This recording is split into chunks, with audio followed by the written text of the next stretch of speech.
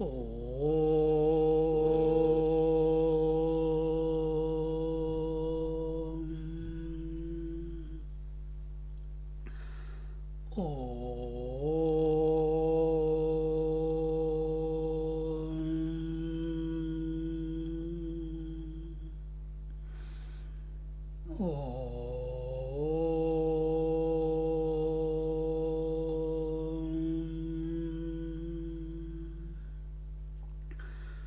गुरुर्ब्रह्मा गुरुर्विष्णुः गुरुर्देवो महेश्वरः गुरु साक्षात् परं ब्रह्म तस्मै श्री गुरवे नमः तस्मै श्री गुरवे नमः तस्मै श्री गुरवे नमः. We are in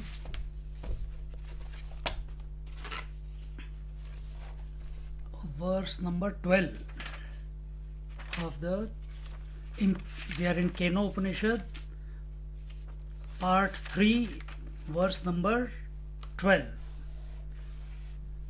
and that was the appearance of our Uma Devi, consort of Lord Shiva. सतस्मिन्नेवाकाशे स्त्रियमाजगाम बहुशोभमाना उमागं हैमवतीं तागं होवाच किमेतद्यक्षमिति. And when Indra, Lord Indra, the Lord of the mind, when he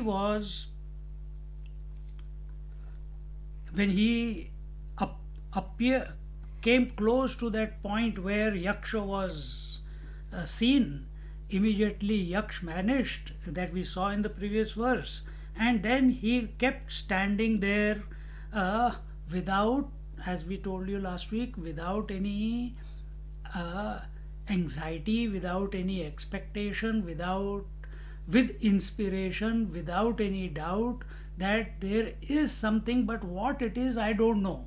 There was someone, then why is that person, whoever was there, is not revealing himself to me? And in this way, and as he was staring into that spot where Yaksha had manifested himself for Vayu and Agni, or Agni and Vayu,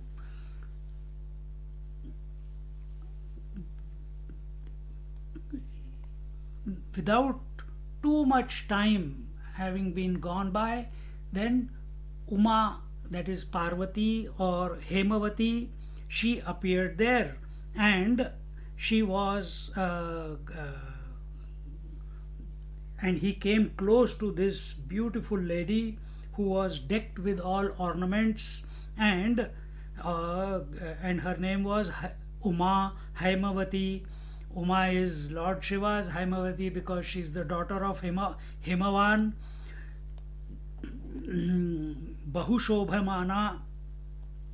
Shobhamanam, very beautiful, adorable, and fully decked with all the expensive ornaments, and without any introduction or anything, that, yeah, hello, how are you, I am Indra, please introduce yourself, can I ask you a question? No preliminaries. He just came close to him because he was focused on what? He was focused on the Yaksha. He was focused on what is that which was seen, experienced by Agni Devta and Vayu Devta, but I am not able to experience, but I know it was there because the moment I came, it vanished. And we saw this, we'll start here again. Tad yaksham yasmin akashe आकाश प्रदेशे आत्मानं दर्शयित्वा तिरोभूतम् इंद्रः च ब्रह्मणस्तिरोधान काले yasmin akashe asit. So here again, what I had just said, it's repeating.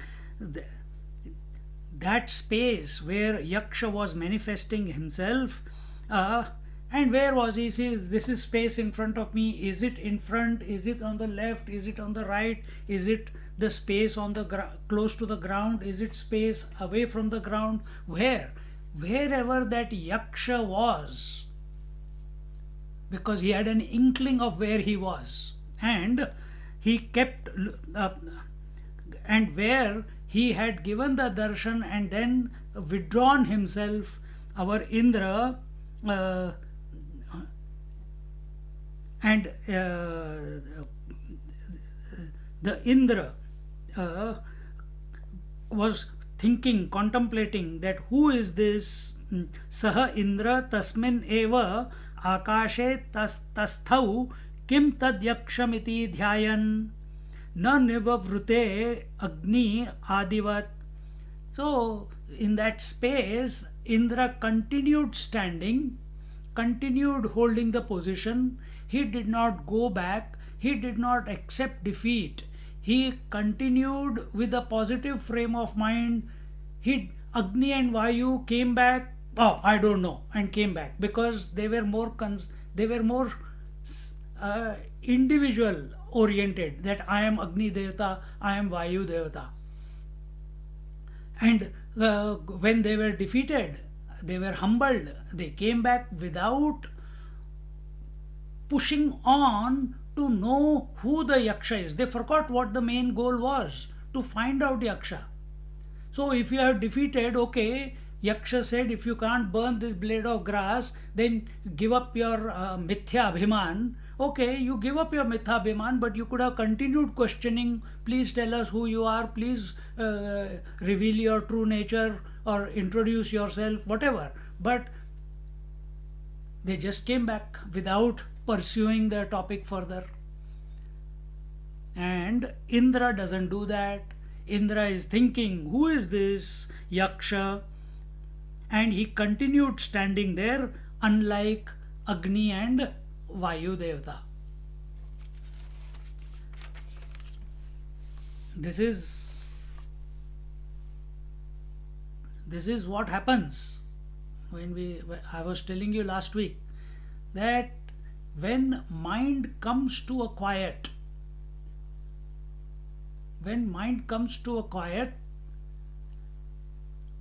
our default setting is our mind abhors not associating with anything.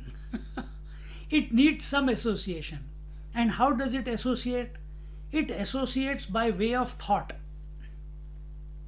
And we are talking about a point where the Indra, meaning the mind, has come and there is nothing to associate itself with.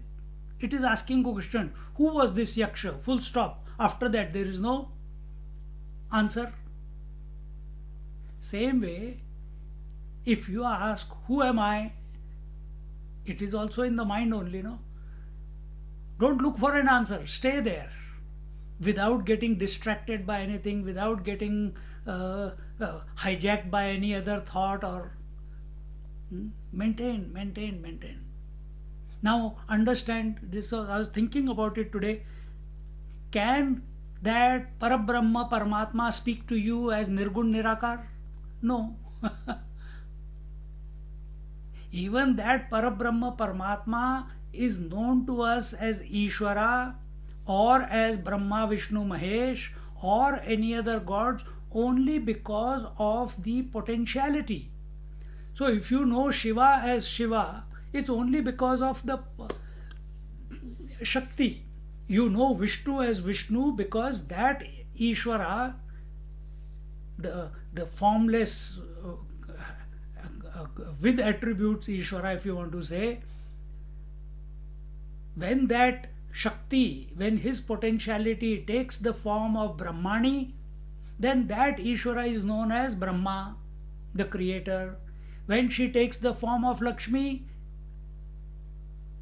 Sattva, then that that Paramatma or that Ishvara then is known as Vishnu, and same one is known as with respect to Uma, he is known as the Shiva. Remember now, we are here when they are taking Uma. Uma is the ultimate for them. For Shankaracharya, Lord Shiva is the ultimate because he himself is the avatar of Lord Shiva. See? So, can the Ishvara or can the Ishvara take some incarnation, some form by himself? No. He has to take the support of his potentiality. Can the self speak to someone? No. It has to take the support of the potentiality called the mind in order to communicate to someone else. Same thing Ishvara is also doing. So he did not appear. He did not appear. And why did he not appear? Because mind is wanting to know it. Indra is wanting to know it. How? I'm asking a question. Let's see if someone catches it. Huh? Through the Indriya, through the normal faculties or Indriyas. Indriyas have come and gone. Now we are at the mind level. I'm looking for a particular word. Intellect. No. What does mind do? Think, thoughts. Use another word. Consciousness, Swamiji. No. It objectifies everything.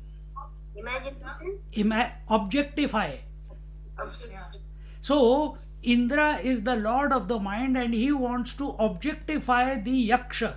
Just like a seeker, a meditator wants to objectify the self and pulls his eyes inside, pulls his mind inside and comes back with a massive headache.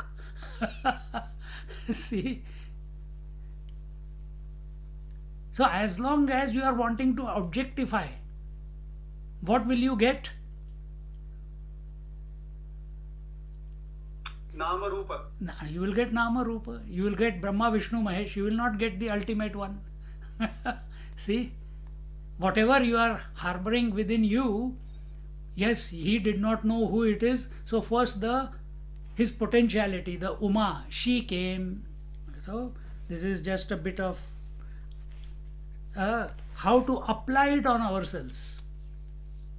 Then here he says what? Tasya indrasya yakshe bhaktim buddhva vidya umarupini pradurbhut stri rupa. When do God and goddesses bless us? Only when we have devotion, no? Only when we are surrendered, only when we are completely available, only when we are having and eagerness to know. And all these qualities were present in Indra. He was not exhausted, he was inspired, he was in a happy disposition, he was curious, he didn't want to come up with an answer according to his imagination, so he was waiting for it to reveal.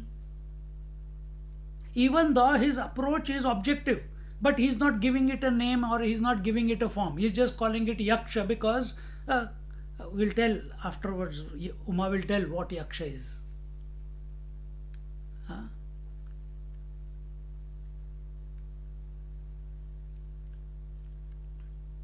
So when Uma saw the devotion of Indra towards that unknown principle, which was there, which has been experienced by previous ones, but which eluded him the moment he arrived at that spot, and seeing his devotion, she took the form, Uma Devi, she took the form of a woman and in the form of and who is this Uma Devi? She is Vidya Uma Bhaktim Buddhva, having known his bhakti, Vidya Uma Rupini. So this Uma is Vidya Rupini. She is the Brahma Vidya. See? That Ishvara, when he gives out the Vedas, he cannot give out the Vedas without the Shakti. Where is the speech? Where is the language? Where is communication? It's in Prakriti, isn't it? So who is this Prakriti we are talking about? Uma or Brahma Vidya? She is his potentiality. See? So she comes, she appeared in front of him. Pradurbhut Stri Rupa, she took the form of a Stri, and Pradurbhu means she incarnated or she appeared in front of Indra. Saha Indra tam umam bahu shobhamanam sarvesham hi shobhamananam shobhanatama vidya. When that Indra, in front of that most beautiful, most attractive, fully decked Uma, he went closer to her. So here both Uma and Haimavati, both are her names. Tada, again it comes afterwards. Tada बहुशोभमानेति विशेषणम उपपन्नम भवति हैमवतीम हेमकृताभरणवतीम इव बहुशोभमानाम इति अर्थः. So the word Bahushobhamana is used, the adjective, because she was very well decked with all the ornaments, therefore it has been used in this verse, because she is the most attractive one. And the adjective Haimavatim has been used because she is Hema,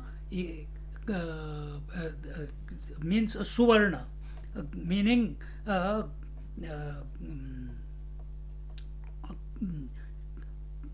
all the ornaments that she was wearing, they were out of the gold, therefore Hemavatim, or because she was the daughter of Himavan, therefore also Hemavatim. And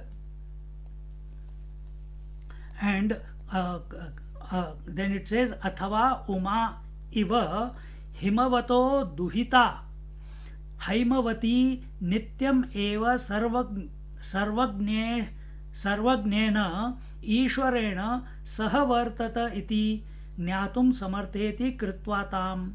So, or she is called Haimavati because she is the daughter of Himavan. Who is Himavan? The king of the mountains, Himavan. And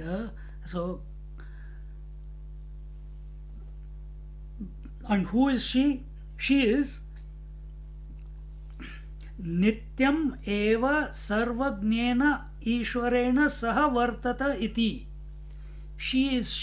Who is she? She is the one who is ever the consort of, by the side of, that all-knowing Ishvara. That one. Iti Jnatum samartheti krutvatam. And she is always with him. Never she has left his side. As much as the day and night do not leave each other's side, the head and tails cannot leave each other's side. They are always together. Same way. So, Upajagama Indraha tam ha umam kila uvacha papracha ब्रूहि किमेतद् दर्शयित्वा तिरोभूतं यक्षमिति. and uh, uh, therefore thinking that this Uma, this Parvati, all this Indra came to know intuitively about Uma. And thinking that she, who is of this nature, who is always on the side of, she's the, what do you call, on the side of the Ishvara, is next to Ishvara, inseparable from Ishvara, she must be surely be capable of giving me the answer. He approached her and Uma Kila Uvacha Papracha. Papracha, he asked. What did he ask? Bruhi kimetad darshayitva tiro bhutam yakshamiti. Please tell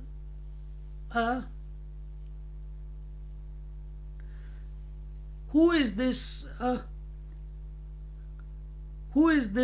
Kimeta Darshanayitva, meaning after giving a split second darshan,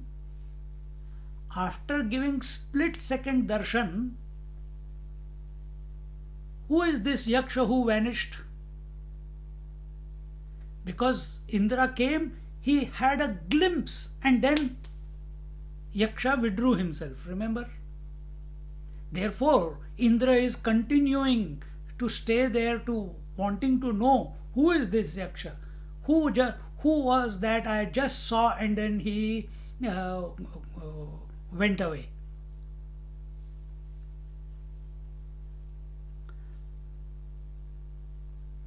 So, who is this Yaksha who has hidden himself from me? And in this manner, iti tritiyaha khandaha. With this, the third chapter concludes. Now, Chaturtha Khanda. The instructions or guidance of Uma. To whom? To Indra. Again, understand who is Indra? I am asking, who is Indra? Master of senses, you, me, and everybody. The ego. Not complete answer. Mind, Swamiji. Seeker. Who is Indra? One answer. Mind. The Lord of the mind. Lord of the mind. The potential of the mind, right? Who is Uma? Answer. Apart from everything that I have just said, that she is the wife and she is inseparable, she is always, all that I don't want. Who is Uma in context to Indra?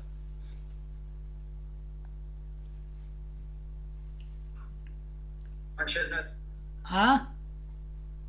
Consciousness, Atman. Uma is not consciousness, Atman. Uma is Prakriti. Chit. She is Chit. Potential of Brahman, Swamiji. Yes, we have already said that.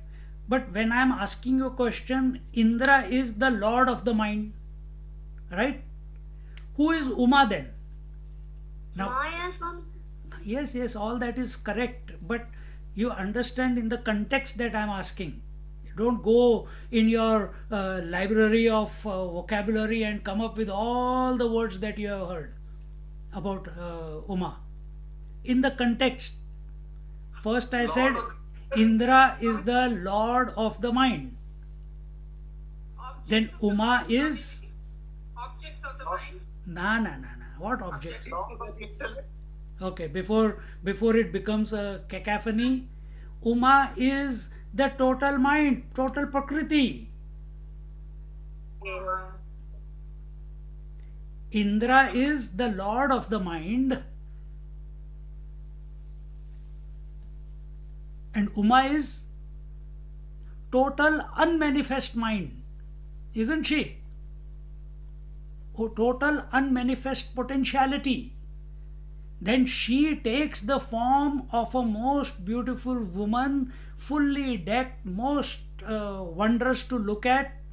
She appears in front of. Who can give instructions to Indra? someone who is having more potentiality than him, who is more powerful than him, isn't it? You understand what I'm saying? This is not given here. I'm contemplating as I'm talking to you.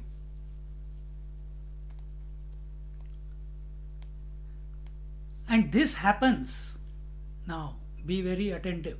This happens. Was it possible for Indra to merge into the divine? It is possible.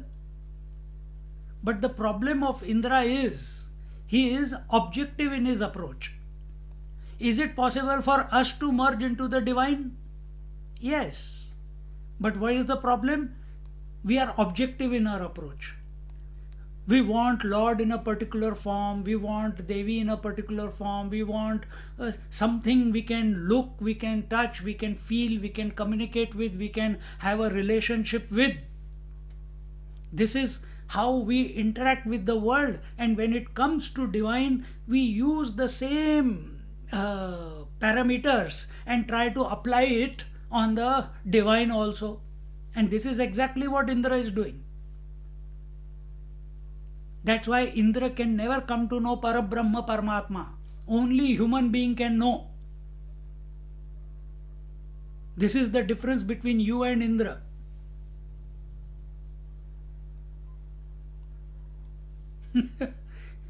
Oh, so we are greater than Indra. Hey, yes, he may have all the powers, but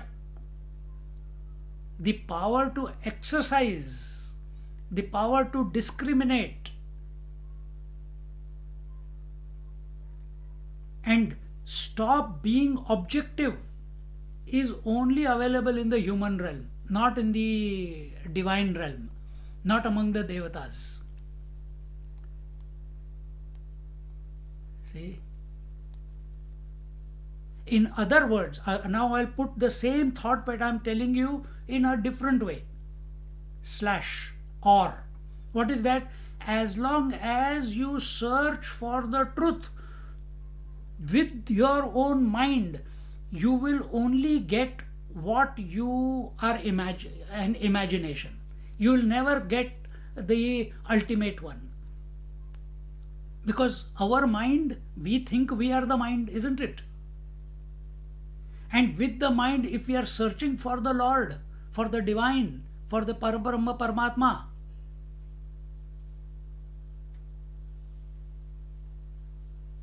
we want to know him objectively. Was Indra looking, searching, questioning about the Yaksha as his own self? Was he doing it? No. He was thinking the Yaksh is separate from him, isn't it? Are we also making the same mistake in our journey, in our seeking, in our meditation, in our contemplation? Are we still having a dialogue in our mind with regards to the truth, with regards to the Parabrahma Paramatma? Or are we being, this is away from this topic, okay? I'm just taking one step back. Or are we being the one in whose presence the mind made this inquiry?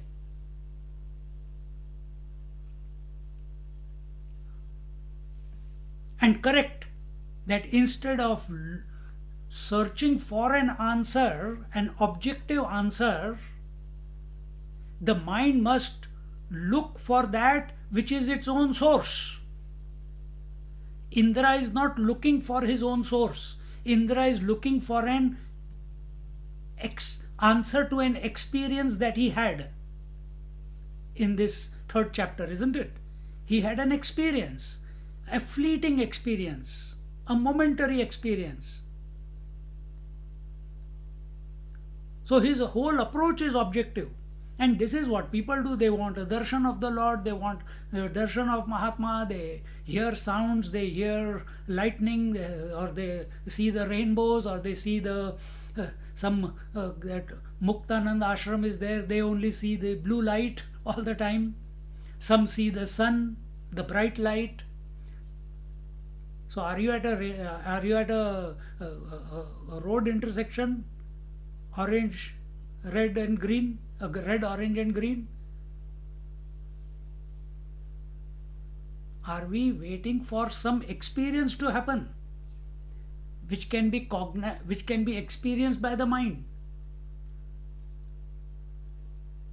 And when we are waiting for an experience to happen, then individuality is still kept intact.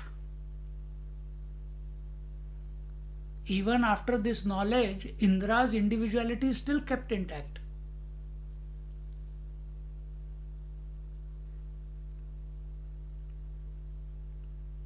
This option of dissolving the individuality and rediscovering it, it's actually not even rediscovering. All you have to do is allow the individuality to dissolve.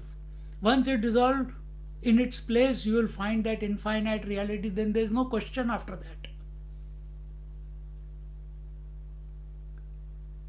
But as long as our approach is through the mind, by the mind,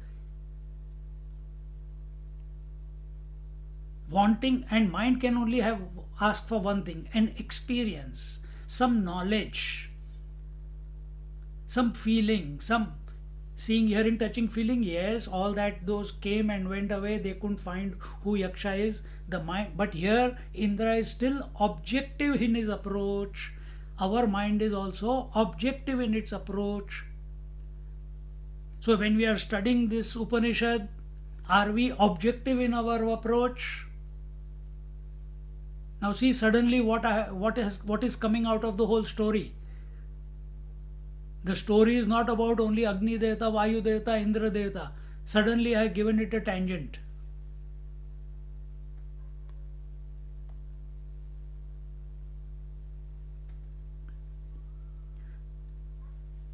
Uma's instructions. Sa brahmeti hovacha brahmano va etad vijaye mahiyadhvamiti tato hi eva chidanchakara brahmeti.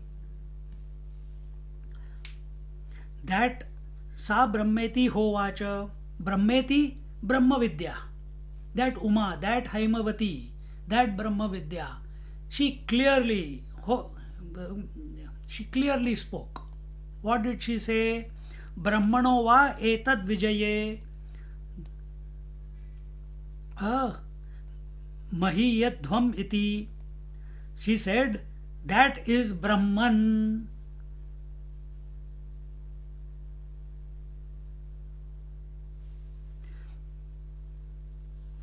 So she said that is Brahman, and she's telling Indra the Brahmano va etad vijaye mahidhvamiti.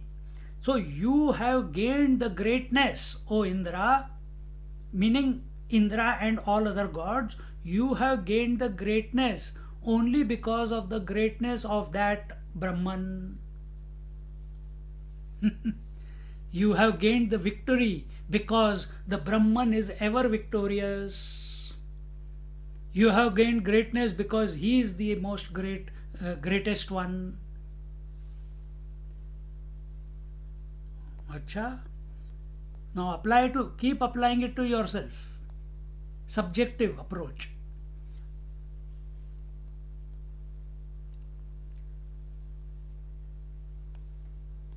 From that, tataha hi eva chidanchakara brahmeti. From that moment onwards, when Amma told him, like Uma Devi told him, that is Brahma, and all your greatness and victory is because of that victorious and ever great one. From that moment onwards, Indra came to know that it is Brahman.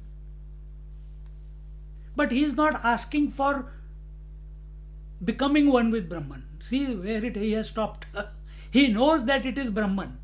Just like you and me, we are seeking, we are studying the Upanishad. Why we are studying the Upanishad? Because it is talking about Brahman. We know that everything is nothing but Brahman. Is that knowledge enough? If that knowledge is enough, then we'll go to heavens when this body unmanifests and then come back again on earth.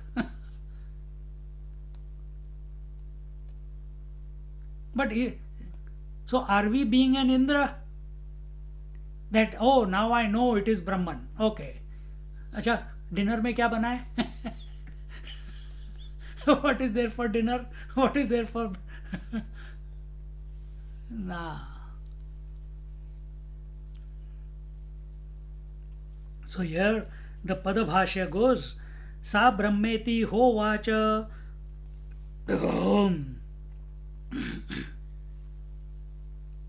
Sa Brahma iti hovacha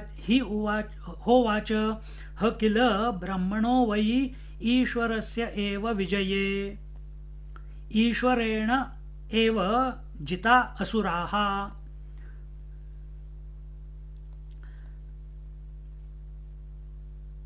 So she said that this is Brahma, because the question, what was the question asked by Indra? Who is this Yaksha? Chapter 3, last line.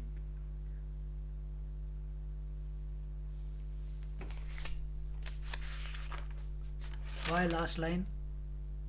Kimetad Yakshamiti in the 12th verse. The last word of that 12th verse was Kimetad Yakshamiti. Who is this Yaksha? That is Brahman, was the answer by Uma, without any preliminaries, straight.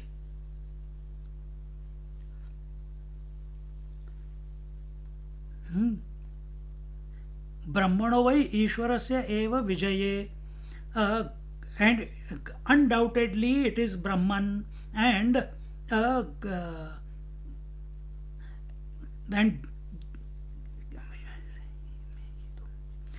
because that Ishvara, because that Brahman, or because that Ishvara, here the word Ishvara is used, Ishwarasya eva vijaye, that Ishvara is ever victorious by nature. By nature, Ishvara is ever victorious. Ishvarena eva jita asuraha. And in that, because of that grace of the Ishvara, we can say, you have gained the greatness due to your victory over the asuras. Jita, victory, asura is the negative forces, and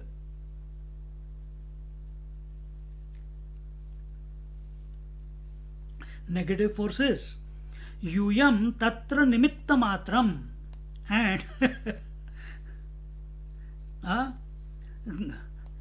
Yuyam tatra nimitta matram, and you are only nimitta matra. Just like Krishna Bhagwan showed Arjuna the Vishwarup Darshan,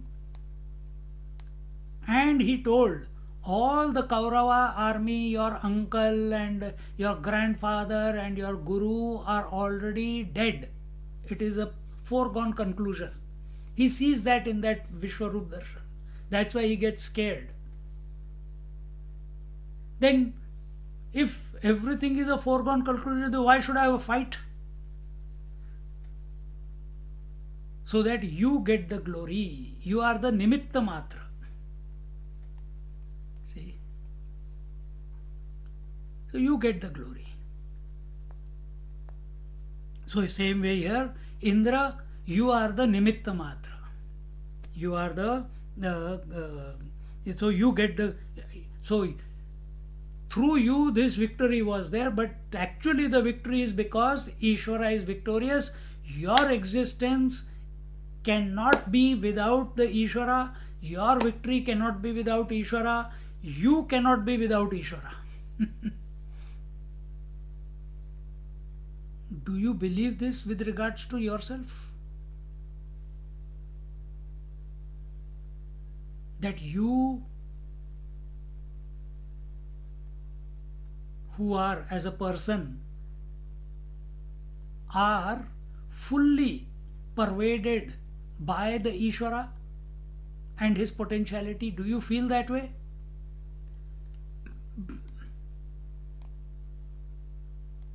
Because if you feel that way, or if that type of approach is there, then you will not look for an event where you want to experience the Ishvara.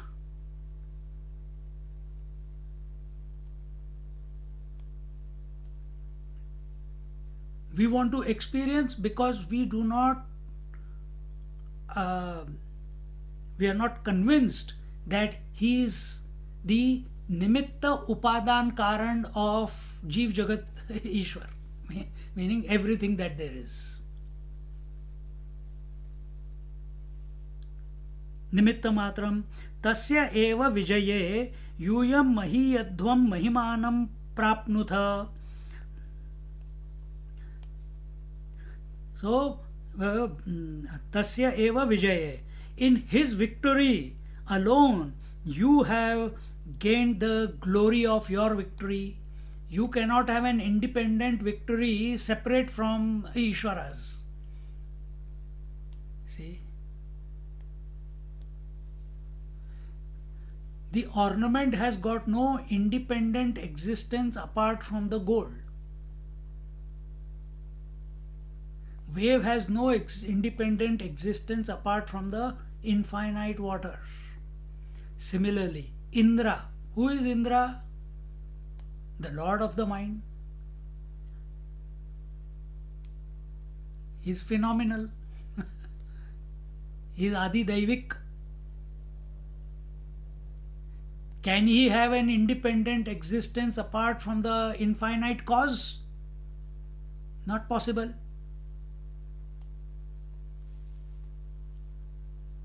And that's what Uma is trying to communicate to him.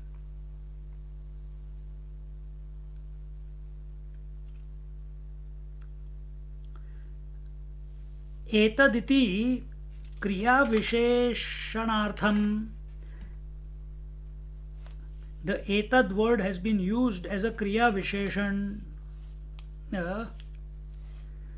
Mithya abhimanastu yushmakam अस्माकम एव अयम विजयः अस्माकम एवायम महिमेति. This is our victory. Yeah, this is our greatness. This was yours and your sub devatas, the other devatas. This was all of yours. Mithya abhiman.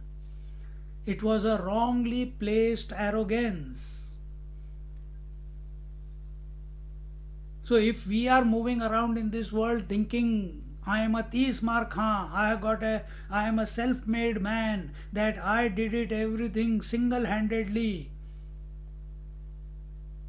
I have become smart, that I am able to meditate, that I am able to do japa, that I am able to, I am excellent in my profession, or I am healthy, or I am whatever achievements, and we can be very successful in becoming miserable also. So that is also an achievement. Don't forget that. So whatever your achievement,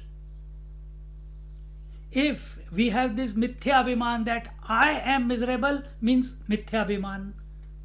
I am happy, mithya abhiman. I am sitting in meditation, mithya abhiman. I am able to understand, mithya abhiman. I don't understand, mithya abhiman. Some people are stuck in their non-understanding only. They don't want to understand, and they are proud of that. So they take the same question to all Mahatmas and keep asking the same question to see what each Mahatma gives a response to that question. But by asking those questions, no transformation has come about in him because he is addicted to that, mithya abhiman. Same way, accepting our body as I, mithya abhiman. Accepting the body as I is mithya abhiman.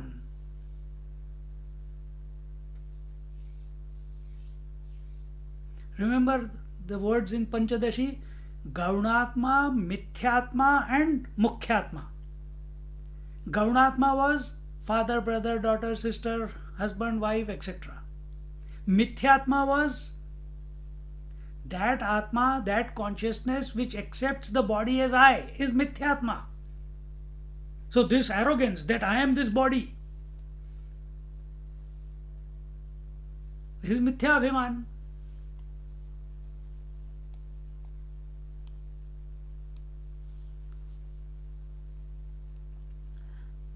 मिथ्याभिमानस्तु युष्माकम् अस्माकम् एव अयं विजयः अस्माकम् एव अयं महिमेति. So this is your mithya abhiman, O Indra, because your greatness cannot be without the greatness of the Ishvara. In fact, you have got no existence apart from Ishvara, or that Parabrahma Paramatma. Who is Ishvara? Ishvara knows that he is Parabrahma Paramatma. Why does he know? Because the Prakriti is in his control. He is not enslaved by his Prakriti. What about you and me? We are enslaved by our mind. So we look for the Ishvara. Actually, Ishvara is our nature.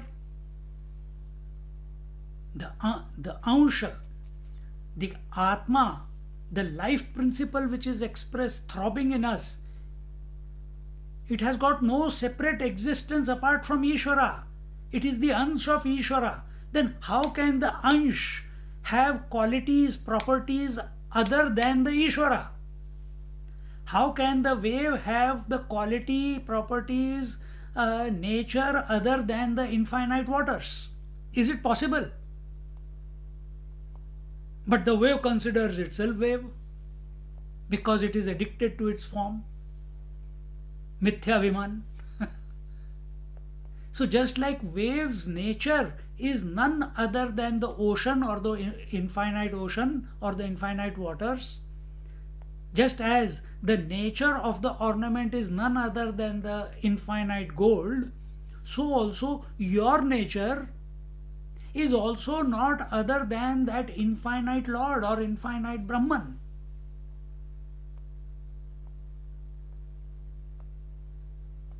Because he is great, so we are great. Because he is understanding, so we are understanding.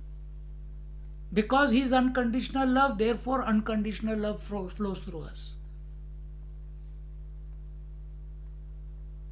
Because he is always samatva, therefore we can come to be samatva. But having gained samatva, and if we say I am equanimous, which means again mithya abhiman, the one who is samatva will not say anything.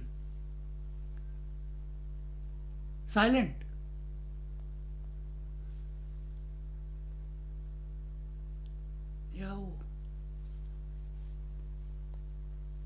ततः तस्माद् उमावाक्याद् ह एव विदांचकार ब्रह्मेति इन्द्रः अवधारणात् ततः हि एव इति न स्वातंत्र्येण. ततः, the word, where is that? ततः हि एव चिदांचकार ब्रह्मेति. So that word tatah, because what happens in Shankar Bhashya, as I told you before, every word of the verse is commented upon by our Shankaracharya. So now here he is taking the word tatah. What does he say? Tatah tasmad uma vakyadha eva vidanchakara brahmeti indraha.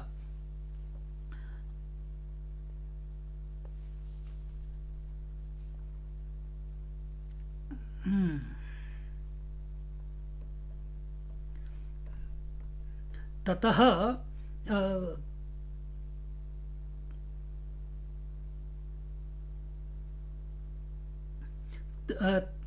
ततः पद, with that the ha is taken in that sentence. The ha is ha and eva. These are the two avyas. Why? To stress, to stress, to the tatah means what? Therefore. So with that ha and eva is these two are indeclinables are used to stress the point of therefore, and therefore, in other words, by the words of Uma Devi, Chidanchakara Brahmeti Indraha. In other words, Uma Devi, what she said, through that alone, Indra came to know Brahman, came to know that Yaksha was Brahman. He did not come to know by himself. He came to know because Uma Devi spoke to him conclusively. If you remember, if you see the first part, सा ब्रह्मेति होवाच ह किल ब्रह्मणो वै ईश्वरस्यैव विजये. This is this is Brahma, and without a doubt it is Brahma, she said to him. So did Indra come to know of Brahman by his own of his own accord? No. He came to know Brahman as Brahman through the words of Uma. Come to this conclusion. See, many people are there, even क्या हो गया यार, इसको टेढ़ा क्यों हो गया? हाँ, I know of a person, and she is so devoted to one master that in her room she lives one kholi in Mumbai, one matchbox kholi. In that there is one bed, small stove is there, and she doesn't sleep on her bed. Then where does she sleep? She sleeps on the floor. Then what does she do? She has given that bed to her teacher. She imagines that, like Indra is imagining that, hey, there was someone, I don't know who it is, I want to know. So she also every day, her Guru Maharaj, she will put him to sleep, she will wake him up, she will give him fresh clothes, she will make his bed. And she has been doing this for many years. When I met her, she was already a devotee for about 15 years or so, 10, 12 years.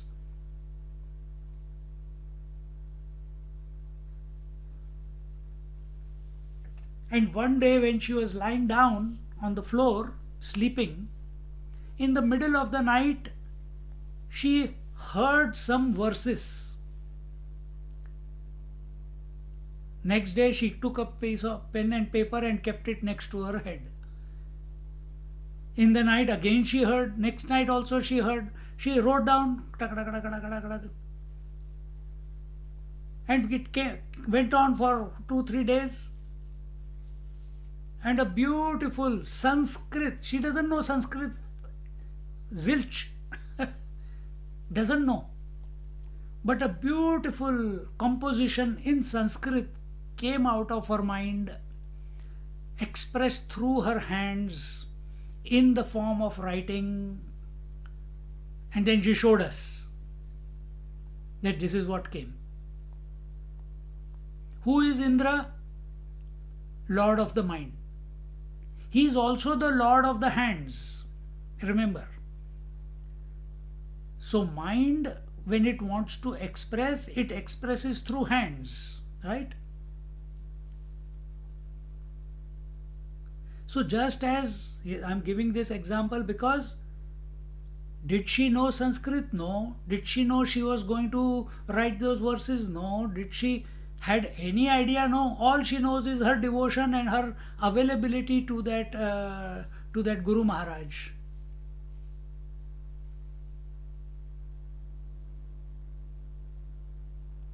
So that devotion has materialized because her mind must have become quiet.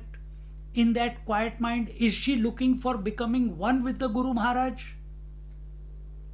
Is she looking for being dissolved into the Guru Maharaj? No, it is her pure devotion. If she is imagining Guru Maharaj lying on the bed, it cannot be that she wants to serve, and serve. She doesn't want to merge. In that case, who will come?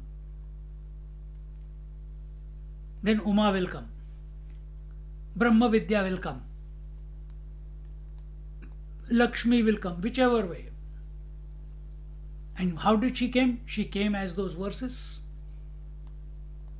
We may call it Bhagwan appeared as that, but in the end it is through his potentiality only he can express. Independently he cannot, because he doesn't have to do anything. He is everything. See?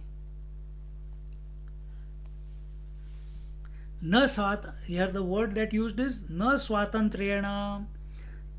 Indra has got no swatantra. He has got no freedom. Why Indra? Our mind has got no freedom apart from the life principle, isn't it? Can our mind exist independent of Atma? Can it? No. Can Uma remain independent of Shiva? Not possible. Same connection. Uma is the total mind, unmanifest mind. Indra is the manifest mind. And who is Indra? He is the lord of the mind, or the potentiality in the mind. Which potentiality? That potentiality which is available to the infinite principle objectively.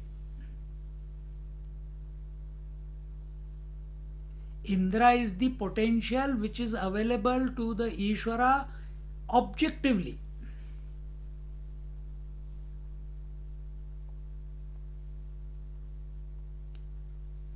Now, do you want to search objectively, or are you available to the subjective dissolution of the Jivatma? In other words, are you available to recognize that this Jivatma in essence is Paramatma?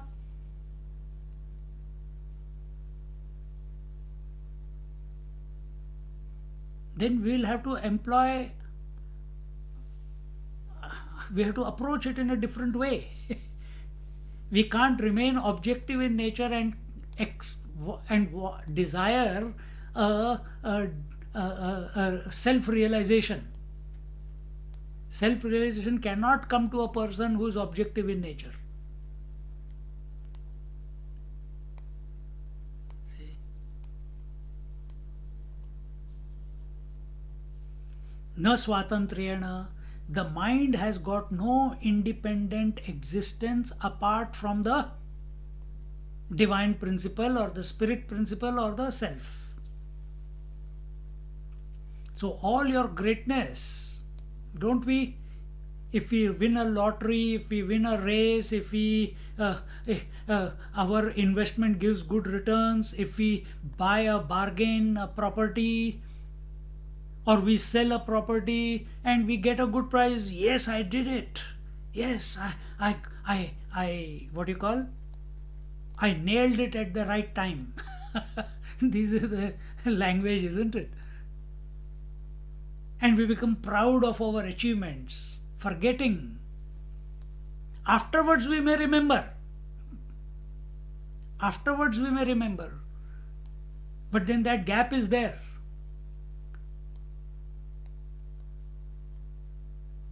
Just like in Indra and the Devatas, They did not remember when they won, they were boasting. It took some time for the Lord to teach them a lesson. Our case is also the same.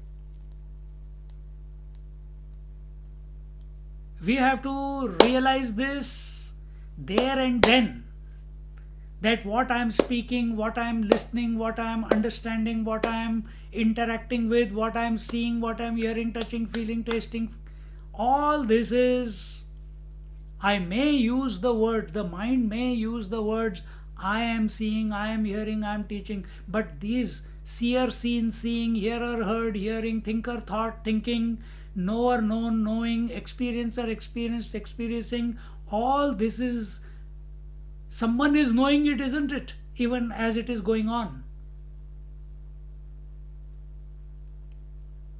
Is that one who knows that these three are coming and going every moment?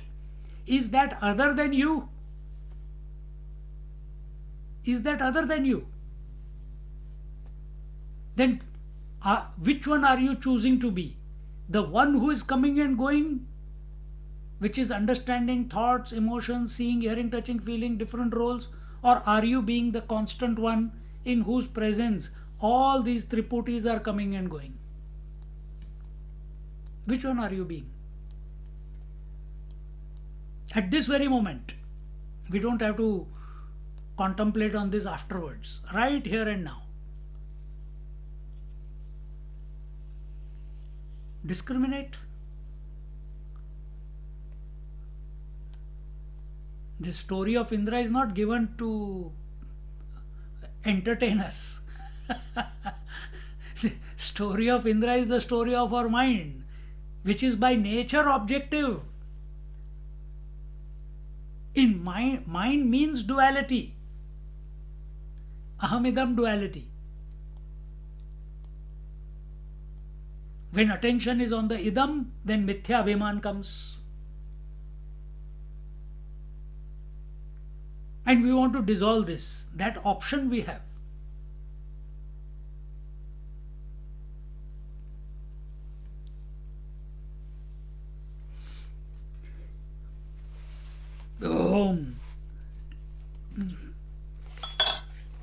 Now, from verse 2 onwards, Shruti Mata gives her commentary.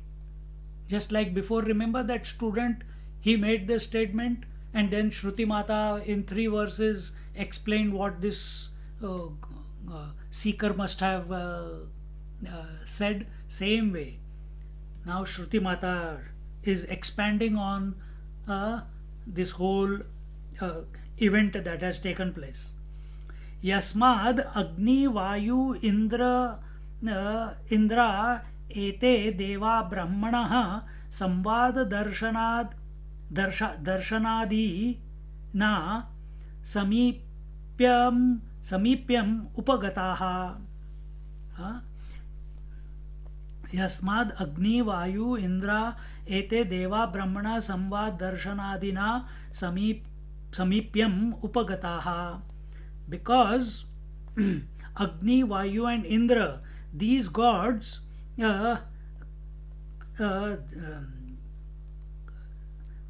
only these three. How many gods are there? Many. There are Adityas, there are Maruts, there is Varuna Devata, there is Ashwini Kumars, there is so many other gods are there. But only these three. Who are they? Agni, Vayu and Indra.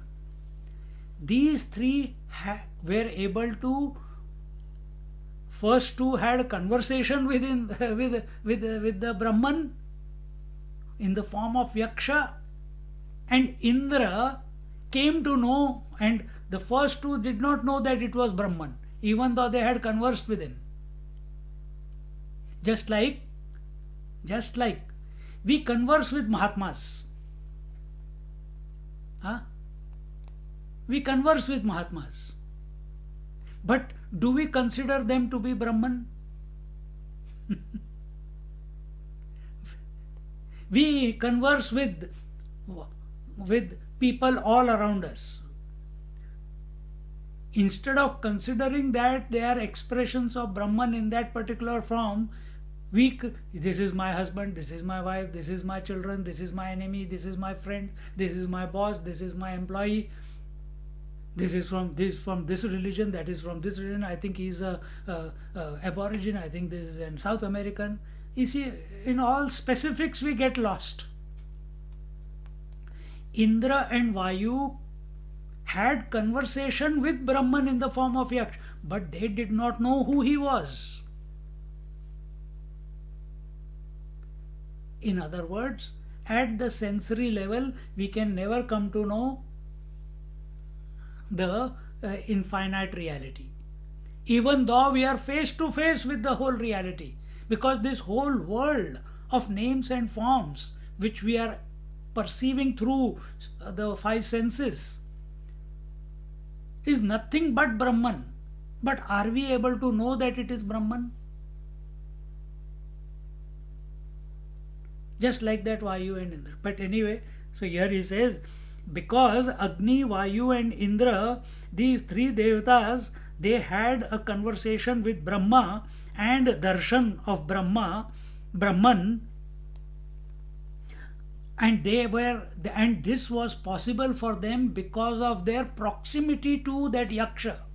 It was because of their proximity to that Brahman.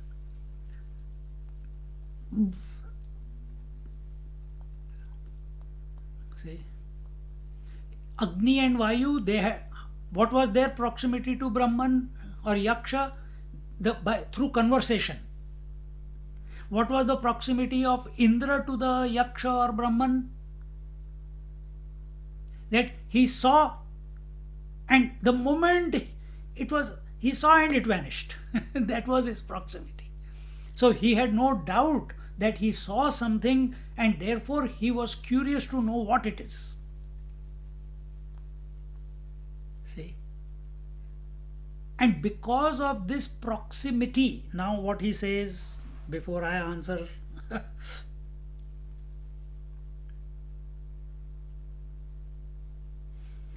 Tasmadva ete deva atitaram iva anyan devan yadagnirvayu indraste yena nedishtam pasprushah prushuhu te yenat prathamo chidanchakara brahmeti. Again we'll read. Tasmadva ete deva atitaram iva anyan devan yadagnirvayu indraste yena nedishtam pasprushah adishtam pasprushah te yenat prathamo chidanchakara brahmeti. Because Agni, Vayu and Indra, these three devas alone had the proximity of what is that? Of touching the Brahman. How did they touch Brahman? I just told you, by way of speaking, by way of seeing, by way of experiencing, in case of Indra. And Indra alone came to this conclusion that this is Brahma. He came to know this, and therefore this Indra then came and told Agni Devata and Vayu Devata, the one whom you were interacting with, the one whom you were speaking with, the one who presented that blade of grass and challenged you, that was that infinite Ishvara, that infinite Brahman. You know that? So, for all other gods, it's a ignorant conversation. They can never come to know who it is.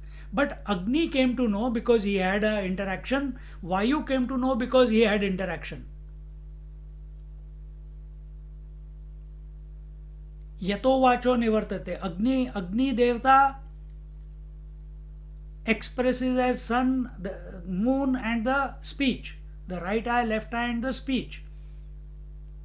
And when we say in Taittiriya Upanishad it comes yato vacho nivartante, and that part is the speech cannot illuminate the truth. Speech cannot come to know the truth. Why? By nature speech is limited. By nature speech is conditioned. Because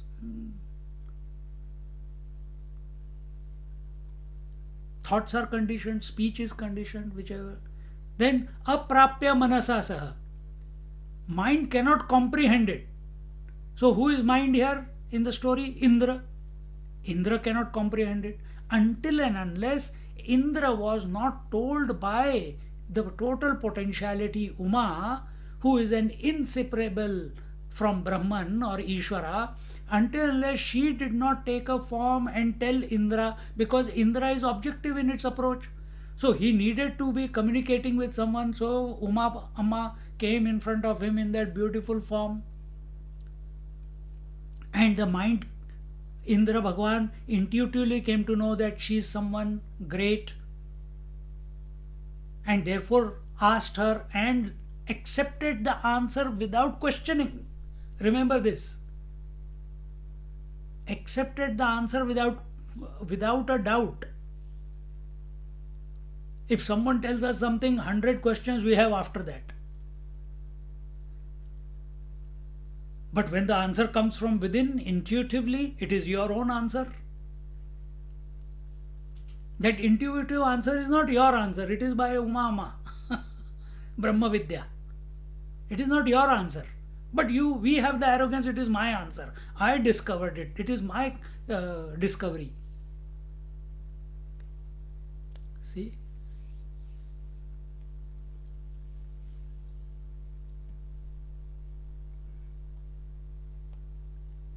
So when she revealed the identity of that Yaksha to Indra, then Indra came to know, then Indra communicated that information to all the gods. But having communicated that information, that Yaksha whom we were looking for is actually our Pita, he is our father, he is the father of all, he is the ultimate, infinite, he is our cause. Out of all the gods, only Vayu Bhagwan and Vayu Devta and Agni Devta could comprehend what Indra was speaking, because they had a direct interaction with the Yaksha. Others could not. They know it, but it's only an imagination for them. But conclusively, only Agni Devta and Vayu Devta.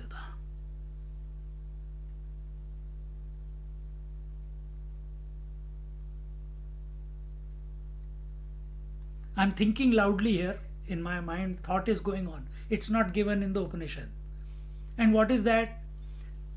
Why Vayu Devta? Because if you do pranayam, or you catch the sandhi between the two pranas, in breath and out breath, the joining you contact, you can be established in yourself. You come to that empty space. You come to that conscious space, the Chidakash. And same way, when you come between the two thoughts is the Agni Devta, isn't it? You come between the two thoughts, two sounds. What is there between the two sounds?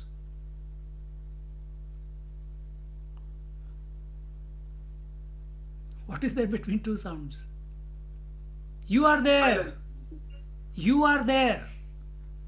Between the two breaths, you are there. Between the two sounds or two thoughts, you are there. And what is your journey? To come to yourself.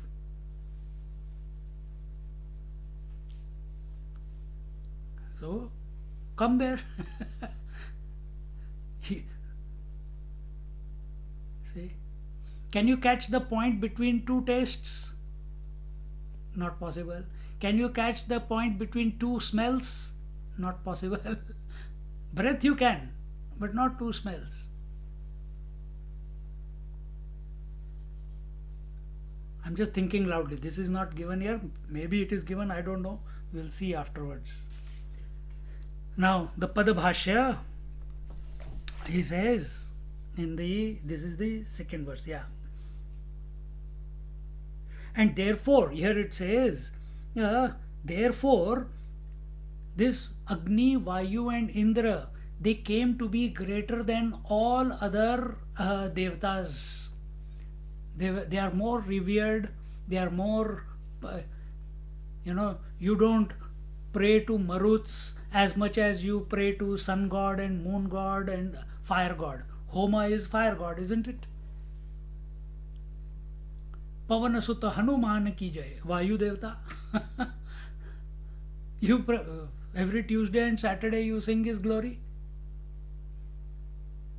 If you start having a breathing trouble, suddenly you run to everywhere, every door you will knock to find out a solution for that. If your eyes go away, it's okay. If your speech goes away, it's okay.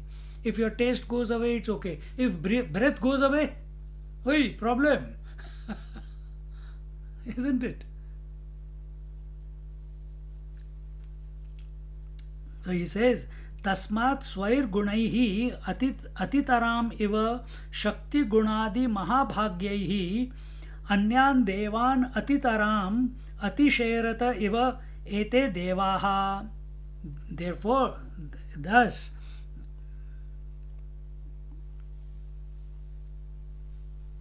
Tasmat Swair Gunaihi, because of their own qualities. Who are these? Agni, Vayu and Indra. Swair Gunaihi, their own personal qualities, because of them, these three, they became greater. They became, they had an exalted, they got an exalted position as compared to other gods. Anyan Devan Atitaram Atisherat Ivat Ete Devaha. So they got an exalted position compared to other gods because of their own intrinsic qualities. Then Iva Shabdaha Anarthakaha Avadharanarthaha Va. Iva Shabda is to be taken as meaningless here. It is just a filler. It has got, Iva normally means like this, like that, So here he says Iva is inconsequential. Yad Agnihi Vayuhu Indraha Tehi Deva Yasmat Enat Brahma Nedishtam Antikatamam Priyatamam Pasparshuhu Sprushtavantaha Yatha Uktair Brahmanaha Sam Vadadi Prakaraihi. He says, because Agni, Vayu and Indra, Yad Agni, Vayu, Indra, Tehi Deva Yasmat Enat Brahma Nedishtam. So, because this Agni, Vayu and Indra, because these three, they had a conversation in the previous time with the Brahman,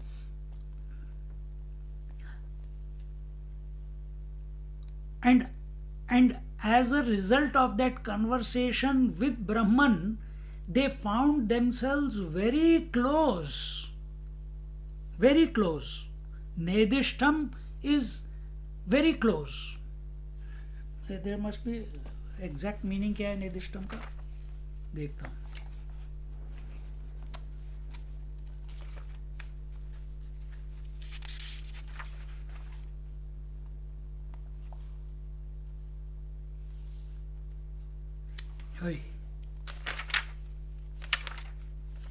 Nedishtam, nearing meaning very close, proximity. So here it says, because because they had that conversation with him. For having a conversation, you have to be very close to the Yaksha or the Brahman, or Brahman appearing as Yaksha, Ishvara appearing as Yaksha. And therefore, in other words,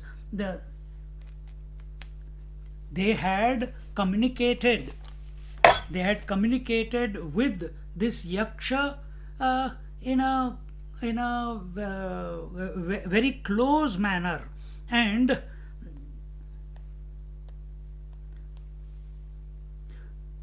and when, remember, Agni and Vayu, when they had, let me read next part, sprushtavantaha yatha, where are we? Tehi yasmatcha hetoho enad brahma pratamaha pradhanaha santa iti etat chidanchakara vidanchakruhu ityetad brahmeti. So these two, when he says, कहाँ गया? अरे कहाँ गया?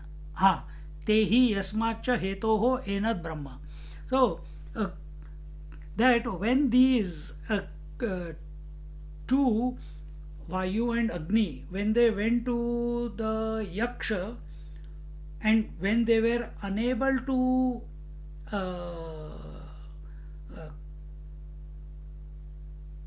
burn the blade of grass, but even before that, when they were asked, who are you, please introduce yourself, what did Agni say? I am Agni. And what was the other word? किसी को याद है? Jataveda. I am the Agni and the Jataveda. So he said it arrogantly, but when the Yaksha, when he told that if you can burn this, and when he was not able to burn, what was the disposition of Agni? It must be humbling, isn't it?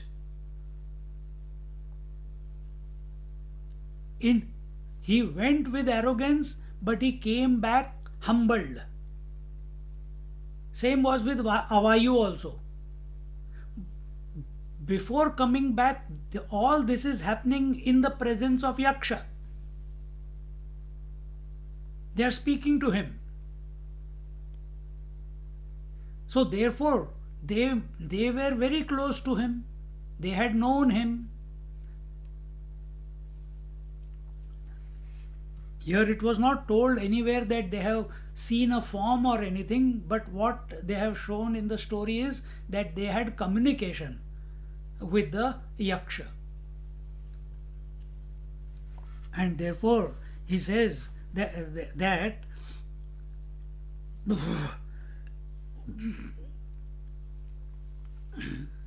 sprushtavantaha yatha uktair brahmanah samvada adi prakarai, in the manner of conversation, they were very close to the Yaksha. And then he says that, and therefore these three, when he says Brahma Prathama Pradhanaha Sanna iti etad, meaning that these three were the ones who were the first ones, were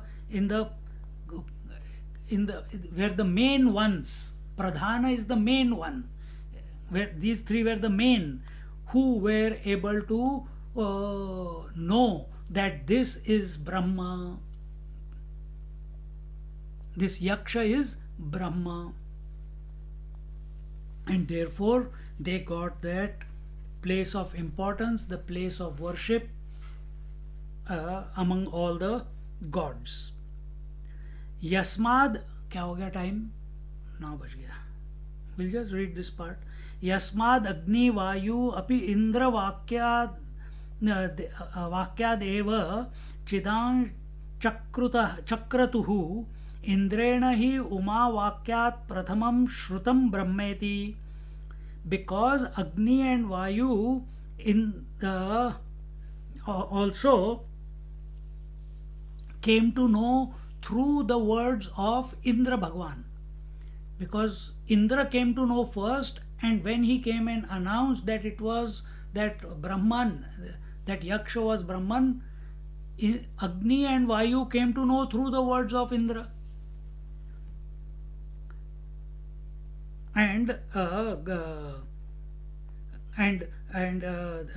they came to know through the words of Indra, and Indra came to know from the words of Uma.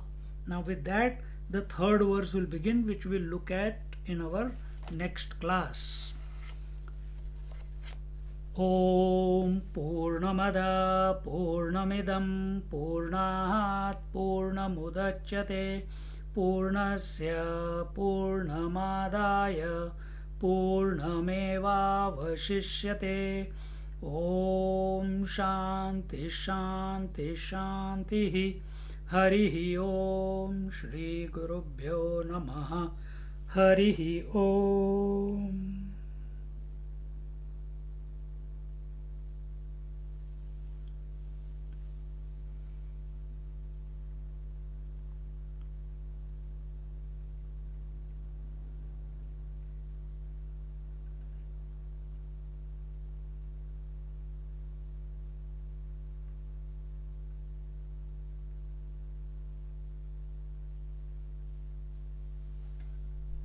Hari Om.